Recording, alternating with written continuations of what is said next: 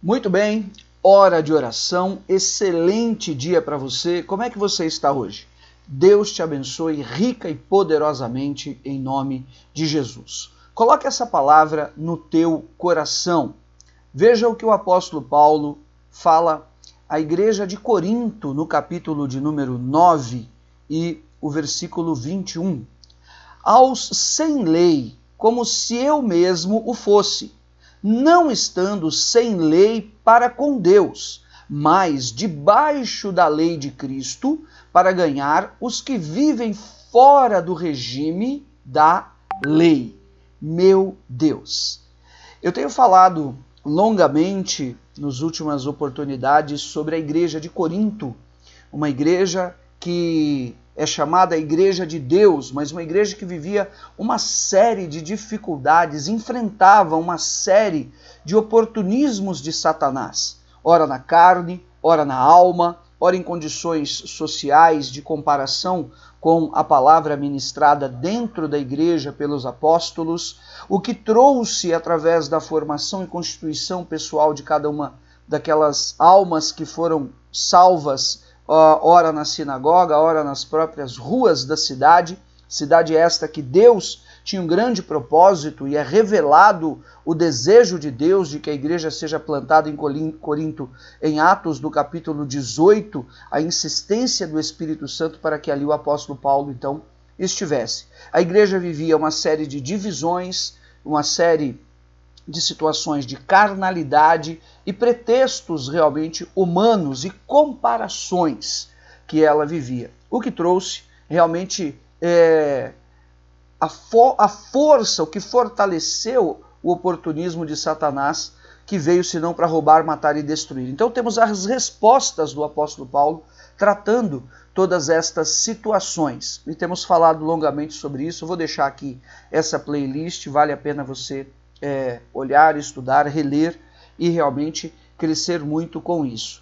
Na última oportunidade eu estava falando sobre a defesa do apostolado. O capítulo 9 de 1 Coríntios, o apóstolo Paulo está fazendo a defesa do seu apostolado, porque havia uma vertente da igreja da cidade de Corinto que realmente não aceitava o apostolado de Paulo, não aceitava as virtudes realmente do seu testemunho, visto que ele não era um daqueles 12 previamente escolhidos, eleitos pelo Senhor. Então o capítulo 9, depois de tantas asseverações, ele vem trazendo essa defesa do seu apostolado. Eu dizia, e logo no capítulo 9, o versículo 1, ele diz: não sou eu apóstolo, não sou eu livre, não vi o Senhor Jesus, e de fato nós sabemos, Atos 9, a visão do apóstolo Paulo, não é?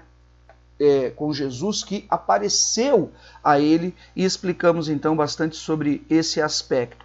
E ele dizendo que aquelas vidas todas que haviam se convertidos ali era o testemunho claro de que de fato ali estava um apóstolo do Senhor Jesus. E se ninguém, em todas as outras igrejas onde ele havia passado, não o reconhecessem como apóstolo, de fato, a igreja de Corinto deveria ser essa igreja que o respeitava como apóstolo. Porque ele diz: eu posso não ser apóstolo para mais ninguém, mas certamente eu o sou para vós outros, porque vocês são o selo do meu apostolado.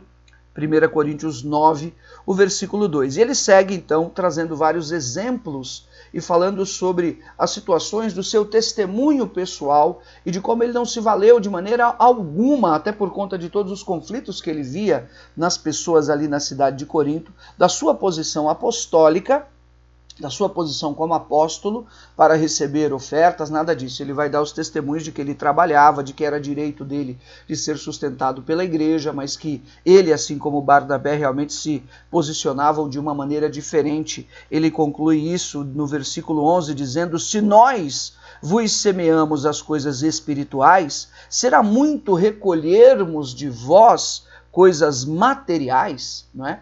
Então, era óbvio que a igreja podia de fato e deveria de fato suprir aos apóstolos, e falamos longamente sobre esse assunto, que é um assunto dos mais polêmicos que existe, vale a pena você conferir. Mas faltou esse final do capítulo 9, é o que eu quero compartilhar com você hoje, do versículo 15 ao versículo 27.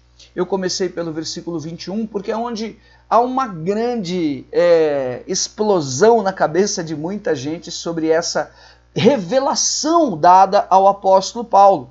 Qual revelação é esta? A revelação da lei de Deus e da lei de Cristo. Meu Deus! O apóstolo Paulo vem embasando as respostas todas à divisão, à carnalidade, à falta de desrespeito aos dons espirituais da igreja de Corinto e vários outros exemplos das posturas deles. Ele vem embasando tudo, mostrando a liberdade em Cristo, para que você tome posse dessa liberdade, mas saiba que essa liberdade, ela é uma liberdade realmente que ela está à disposição do Espírito Santo de Deus, para que as confusões, para que a carnalidade, para que as referências do mundo, elas não estejam realmente absorvendo a porção dessa nova criatura ou dessa santificação que ela é necessária.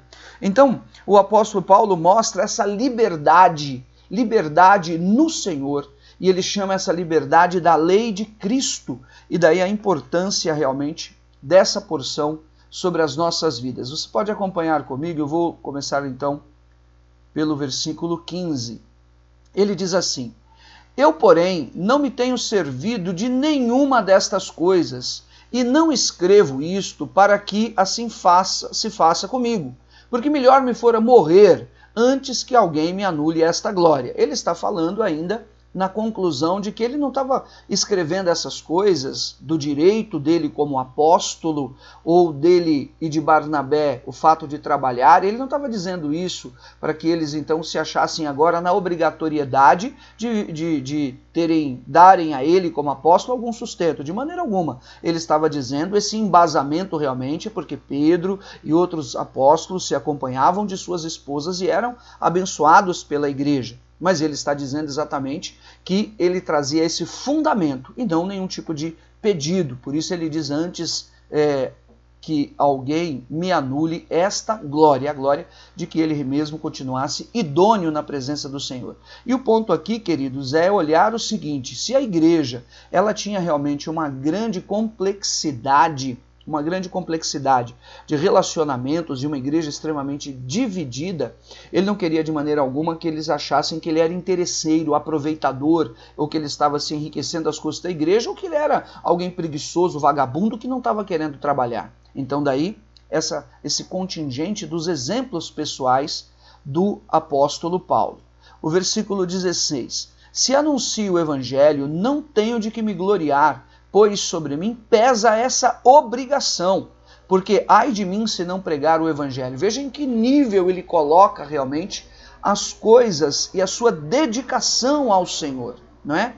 Se o capítulo 9, preste bem atenção, ele é a defesa do apostolado de Paulo, então ele também mostra nessa segunda parte que ele se sentia como que obrigado na sua liberdade de pregar a palavra, ou em outras palavras, fosse ele maldito se não obedecesse e não se entregasse como um todo à vontade de Deus e à presença do Senhor. Então isso realmente é grandioso para pastores, para oficiais, para irmãos da igreja, aqueles que sentem um chamado de Deus, que têm sido revestidos pelos dons, para que você saiba realmente qual é a profundidade, a esperança do chamado e essa virtude mesmo de cada um na presença do Senhor, e nunca é demais relembrar isso. Ele coloca as coisas no termo de obrigação para fazer a obra. Então, não estamos fazendo favor a ninguém.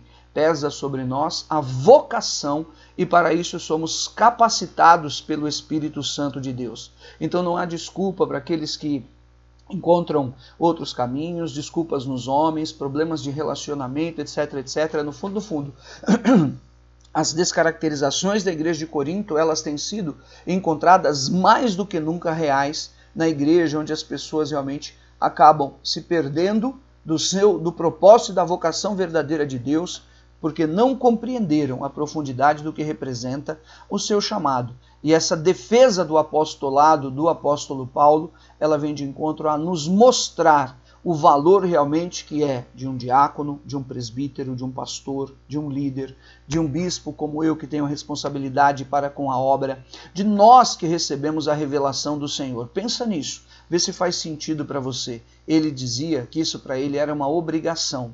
Se faço, versículo 17, de livre vontade, não tenho galardão, mas se constrangido, é então a responsabilidade de dispenseiro que me está confiada. Parece difícil entender esse versículo 17, essa frase, mas o que ele está dizendo é que existe um galardão, mas ele não estava fazendo por interesse. E quando ele diz dispenseiro, o que é o dispenseiro? O dispenseiro é o responsável pela dispensa. O que é a dispensa? A dispensa é onde estão, vamos dizer, o estoque daquela casa, o armazém daquela empresa. Não é um exemplo muito cabível, mas só para você entender. É a dispensa. O dispenseiro, então, é o mordomo, é o administrador daquela casa. Então, ele se colocava realmente como se sentisse livre para obedecer, ele chama isso de uma obrigação para com Deus pela grandeza da obra que o Senhor fez nele de redenção e de revelação, mas também como administrador, como dispenseiro para exercer cabalmente o seu chamado, e nisso ele não podia se negar à igreja de Corinto de maneira alguma, o que nós falamos longamente, por tantos e tantas críticas, questionamentos e até perseguições, processos que ele sofreu em Corinto, que ele poderia ter deixado aquilo. O Senhor veio trazer a ele uma palavra de encorajamento para que ele se levantasse em uma coragem e uma disposição sem igual. E por isso ele vai e obedece, porque ele é o dispenseiro. Estava sobre ele essa porção, era o gestor, o responsável, o administrador, e essa porção lhe estava confiada. Versículo 18. Nesse caso, qual é o meu galardão? É que, evangelizando, proponha de graça o evangelho para não me valer do direito que ele me dá. Novamente, ele retoma a posição de que ele lá em Corinto trabalhou com as próprias mãos, não foi escândalo de maneira alguma para ninguém e que não era por interesse. O galardão, a recompensa não era material, mas sim o prazer de pregar o evangelho e ter evangelizado tantos para que a obra de Deus se confirmasse sobre a vida do verdadeiro dispenseiro, e sem se valer de qualquer direito que ele poderia ter ali. Amém? Porque, sendo livre de todos, fiz-me escravos de todos, a fim de ganhar o maior número possível. Então veja, uma maneira que o apóstolo Paulo ele usa e assevera isso, se colocando numa posição de escravo, usando palavras fortes e duras, e no original que trazia um sentido e uma conotação maior ainda dessa abnegação, dessa renúncia dele como um todo pelo evangelho, falando sobre ser escravo da necessidade da pregação, dispenseiro fiel, sobre que falamos também no capítulo 4, você pode ver, ou ainda mais como se sentindo obrigado. E o galardão não era o galardão da recompensa material, mas sim da recompensa das almas que ali então eram realmente transformadas. Isso é grandioso diante do Senhor para cada um de nós. Amém? Veja só. Procedi para com os judeus como judeu, a fim de ganhar os judeus.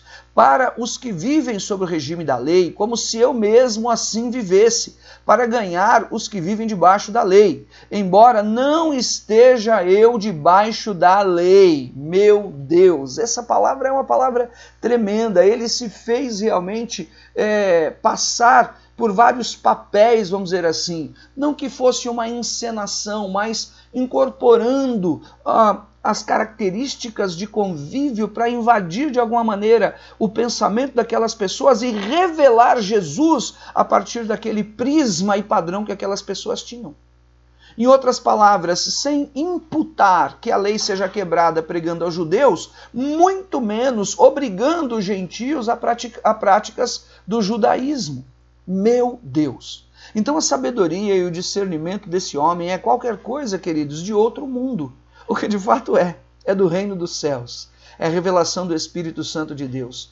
Uma pessoa que vai defender o apostolado de maneira tão limpa, de uma água tão cristalina, de um coração tão puro, tão singelo, sem interesse, desimpedido de qualquer tipo de preconceito, mas olhando realmente para as almas, que se partissem, iriam descer e não subir.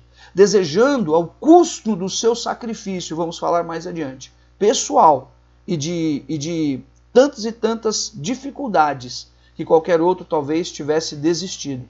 Ele vai e paga de fato esse preço, se fazendo então encaixar sem perder a essência em qualquer ambiente que ele estivesse. Aos que sem lei, como eu já li, né, o versículo 21, como se eu mesmo o fosse. Mas ele não era sem lei, porque ele era judeu, nasceu debaixo da lei. Não estando sem lei para com Deus, porque aqui ele está falando sem lei para com Deus, a lei de Moisés, mas debaixo da lei de Cristo, meu Deus! A lei de Cristo que cumpriu cabalmente a lei e estabeleceu de que todo aquele que nele crer, o judeu, o ímpio, o bárbaro, o grego, o romano, do norte, do sul, do oriente, do ocidente, quem fosse, passasse a estar debaixo da lei de Cristo. A lei de Cristo que não implica tão somente na lei de Moisés, mas a lei de Cristo, a lei que é estabelecida pelo amor, para que todo aquele que nele crê não pereça, mas tenha a vida eterna, para ganhar os que vivem fora do regime da lei. Meu Deus, isso é grandioso. Mas veja o que ele segue dizendo a partir do versículo 22, e se você acompanhou as últimas mensagens, você vai compreender como um todo o capítulo de número 9. Repito, ele está trazendo a defesa do seu apostolado, mas ele continua respondendo as perguntas também que haviam sido feitas pela igreja de Corinto. As perguntas foram trazidas pelos irmãos a ele, provavelmente quando ele estava em Éfeso. Veja, fiz-me de fraco para com os fracos, a fim de ganhar os fracos. Fiz-me de tudo para com todos, com o fim de, por todos os modos, salvar alguns. Tudo faço por causa do Evangelho, com o fim de me tornar cooperador com ele. Meu Deus, fiz-me de fraco para com os fracos. Ele estava aqui retomando o assunto do capítulo 8, onde a igreja estava dividida naquele problema da carne consagrada aos ídolos. Se você se recordar, se não, dá uma olhadinha aqui, é muito importante. Então, o que aconteceu? As pessoas saíram da idolatria e se converteram, vieram para a igreja que havia sido estabelecida. Mas aquelas pessoas tinham a prática de participar dos sacrifícios e comer até mesmo da carne dos animais que eram sacrificados no templo. E parte da carne dos animais sacrificados no templo ela era distribuída, outra parte era vendida nos mercados. A igreja se dividiu no que o apóstolo Paulo classificou entre os fracos, aqueles então que estavam dentro da igreja e se escandalizavam quando alguém falava que comeu a comida dos ídolos, visto que agora estavam em Cristo Jesus, e aquilo aparentemente não era mais cabível. Eles achavam, ou aqueles que o apóstolo Paulo, entendemos, classificou como fracos, achavam um escândalo comer daquela carne, visto que ela era consagrada, em tese, em uma condição de idolatria. Mas o capítulo 8 mostra também os fortes, aqueles que olhavam e diziam, não, fomos libertos, oramos, consagramos a carne, se ela foi comprada no mercado e não temos nenhum problema em comê-la.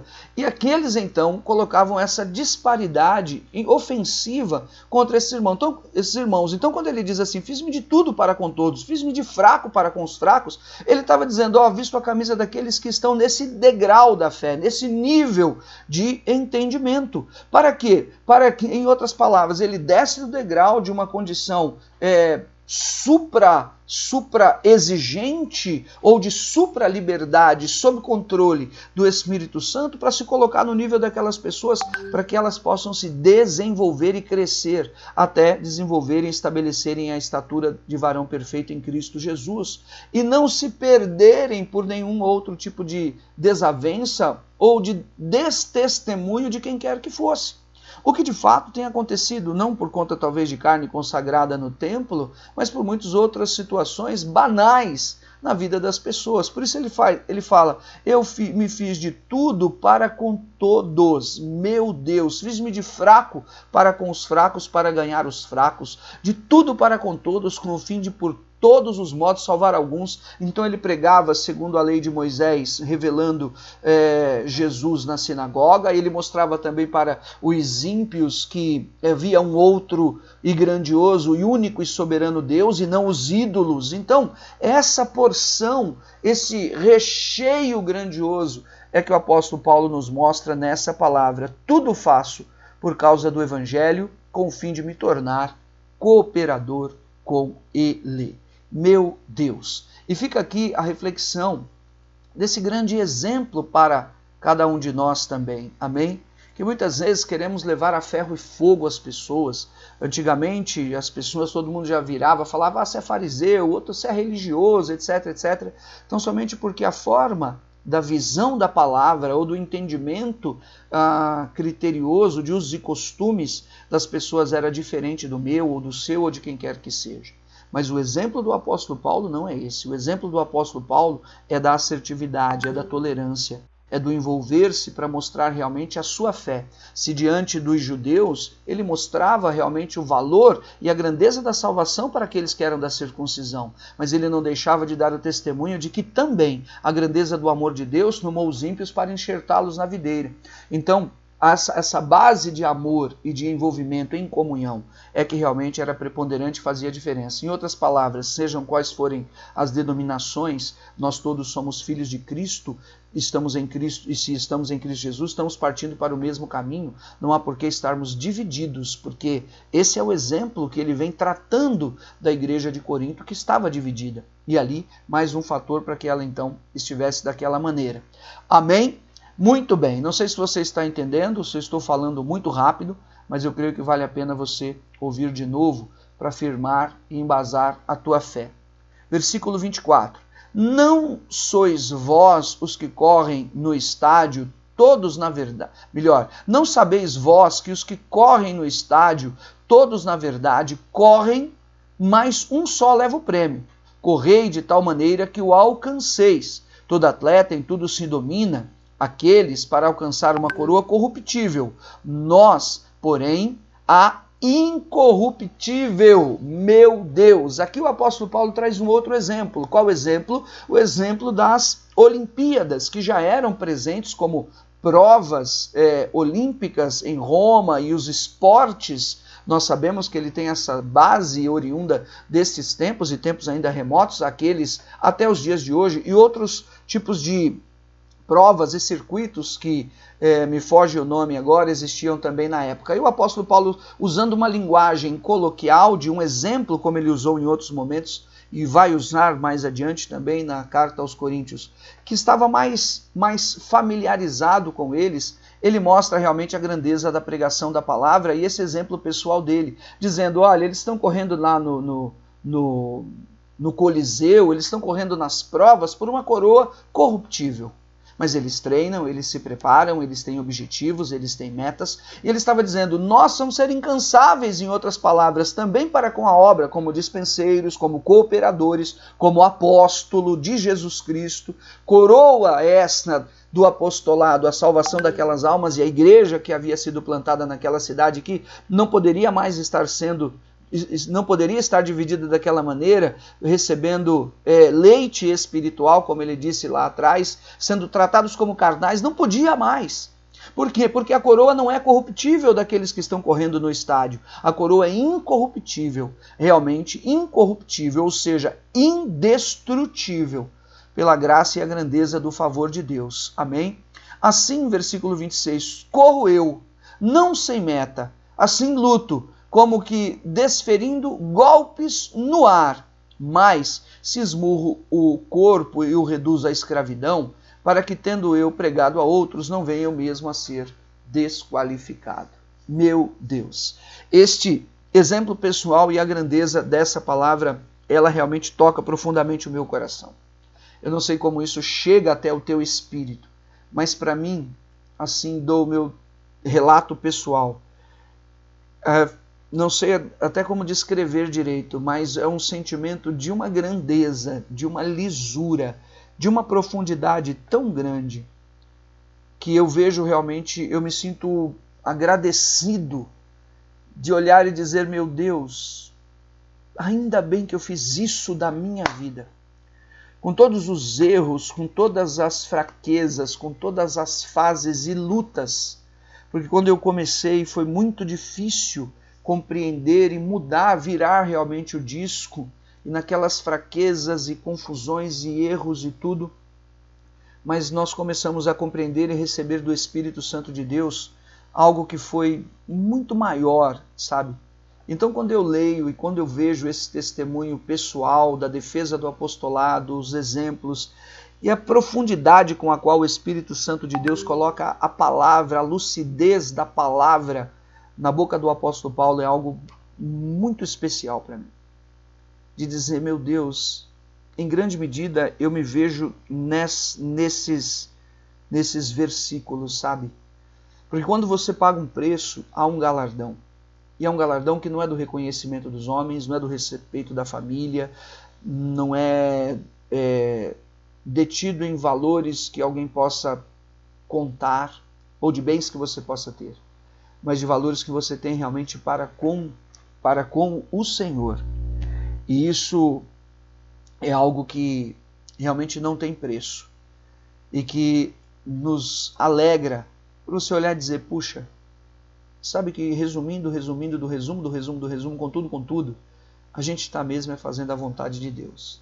E a gente crê realmente nisso aqui na igreja que estamos debaixo do envio e da vontade de Deus mesmo para a nossa vida. Um comentário importante, quando ele diz esmurro meu corpo, e o reduz à escravidão, de maneira alguma ele está falando sobre algum tipo de autoflagelação, como por exemplo faziam no templo em Corinto, ou como os discípulos de Baal, nós lemos no testemunho de Elias em 1 Reis 17 faziam, né? Não é uma autoflagelação, mas realmente o preço que era pago nesse esforço que ele vai explicar depois, mais adiante, nas aflições, nos jejuns, nas privações, nas prisões e tudo mais. E isso é realmente o que significa esse esmurrar do corpo, era pagar um preço na própria carne, diante das limitações que ele vivia, e aí também respondendo com luva de pelica que ele não usufruía de nenhum dos bens ou de algum tipo de fartura ou prosperidade que a igreja de Corinto podia lhe oferecer. Ele se sacrificava esmurrando o seu próprio corpo,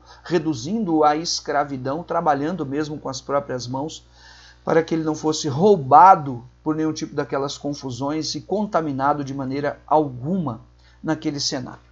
Amém? Muito bem. Essa mensagem é muito especial para mim e seja também para você, que ela possa ser proveitosa em nome de Jesus. Mas talvez você lendo somente esse capítulo 9, você vai chegar a muitas conclusões e vai ser uma bênção.